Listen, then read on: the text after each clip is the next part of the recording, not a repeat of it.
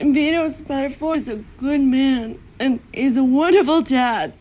Somebody sees something one time and he's tossed aside like garbage. When we talk about victims in The Sopranos, we rarely talk about Marie Spatafore. And we really don't get to know her at all until season 6. But at the end of season 5, we learn that her husband's quite unfaithful to her after he's spotted going down on a guy outside one of the job sites. It isn't until season 6, though, that the cat gets out of the bag when Veto is spotted dressed up at a gay bar. Children. Imagine when they find out their father's a fanook. Police are withholding specific details of the murder. A Brooklyn relative of Spatafore told reporters that Spatafore and his wife had recently separated. Relatives stated that the victim had surprised his friends and family by declaring himself a homosexual. I don't understand. Dad wasn't a spy? No. Seal hasn't called, not even to talk to the kids. How could people be so cruel? Vito's a good father and a loving husband. But his mind is elsewhere. You hear from him? Tell him I brought him some blood, sweat, and tears tickets. Backstage passes too. He's a come-from-behind kind of guy. I'm telling you, my business, I'm around a lot of women. That one ain't getting laid. We can't be in denial no more, much as we love him. And then we have Phil, who likes to call Marie his cousin. We know the terms cousin, uncle, etc. are thrown around fairly loosely on The Sopranos. Here, Phil makes it like she really is a close relative, and he takes things very personally. Later on, we learn that Phil is just a second cousin of Marie's. Hey, Homo Junior! Leave me the fuck alone! Ow! Get out! Stop it! Mom, they're hurting Vito! Stop it! Where are your parents? I guess she can't hide her face at home. It'd be like admitting there was something wrong. What happens when she hears from Veto? Does she scream and curse and yell? Where are you? Listen, Marie. I'm sorry all this had to happen. I never meant to hurt you. Come back, Veto. Just come back. It's a little more complicated than that. Marie. Well, what are you gonna do? Never come home? I'm working on that. In the meantime, you're gonna need some cash. I need you, Veto. I need my husband. She doesn't throw a fit. She just says she needs her husband. I wonder how Carmela would have reacted if Tony called her and told her that there was money set aside and where she could find it. Do you think Carmela would still be just as anxious for Tony to get home? You know, Marie, you would like it here. Tell me where. I'll bring the kids. We'll relocate. Instead of going up there, Veto does come back home, for now. And he leads Marie on to think that they're still going to be together as a family. Perhaps he's not intentionally leading her on. Maybe he does really believe that can happen, though we know he's in denial. CIA doesn't tell you where to send you next. Is it dangerous to be a spy? Not as long as nobody knows who you are. Veto? I'm what they call working deep cover. Can things really just go back to the status quo after everything that's happened? No. What about counseling for your problem?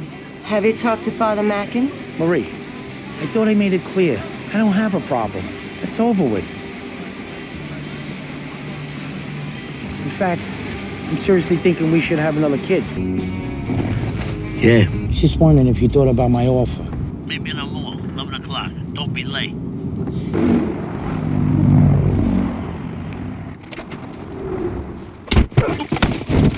The way they beat him. Oh, God, his face. He didn't even look like a person anymore. I wish I was dead. I mean it, I wish I was dead. Given the circumstances, small, private service, just the immediate family. Lord bless her and keep her. There's no public grieving allowed. Phil thinks there should just be a small private service for the immediate family. Meanwhile, other people do things like try and kill their kids, and they're given a nice, huge send-off. And I gotta think, Marie, Veto, on some level, maybe it's better for the kids not to have that role model.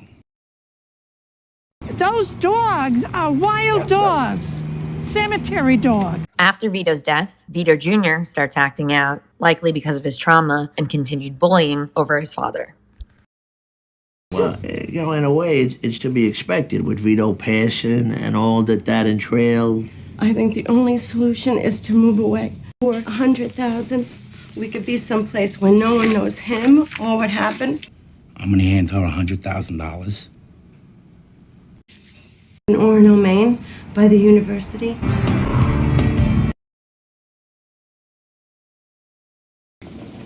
Not easy to substitute for a dad. I know. But maybe I can fill in here. So, how does that helping out thing go? You know what? I'm going to put the whole $100K down on Philadelphia.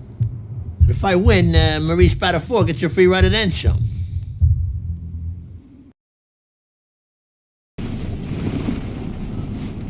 Hey, Marie. How you holding up? He snuck out again last night. He claims he would have given Marie $100,000 to move. Instead, her consolation prize, $18,000 and more trauma for Vito Jr. It's 18 grand, but I'm going to take care of it for you, so don't worry. They allow corporal punishment. I love how she's talking to a mob boss with her concerns over corporal punishment. There's no geographical solution to an emotional problem. Maine, wherever. Wake up, Vito. What? Vito, my name is Steve. I'm here to help you. It's a thing of honor. Then God forbid, if you get sick or something happens and you can't earn, we'll take care of you, because that's part of it.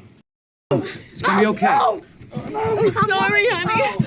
If we think about another family tragedy, Eugene Pontecorvo, it's his family that gets left to deal with the wreckage. But at the same time, Deanne Pontecorvo didn't make things any easier for Eugene by being so adamant about getting down to Florida and getting down to Florida now. Marie, on the other hand, was willing to do basically anything to keep her family together, all the while knowing that her husband had been unfaithful to her in a way that's even more complex than your run-of-the-mill extramarital affair on the show. And she has nobody to talk to about it either.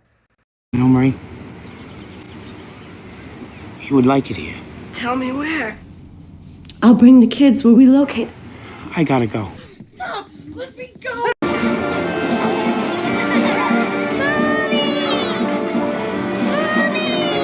Spatafore wheeling. He's gonna be fine. I'm sorry, honey. In a show full of murderers, schemers, and people who equated love with money, Marie Spatafore stands out because she's none of those things, but it certainly didn't protect her. Thanks for watching. I hope you enjoyed this video about Marie Spatafore and the Spatafore family. What do you think about them?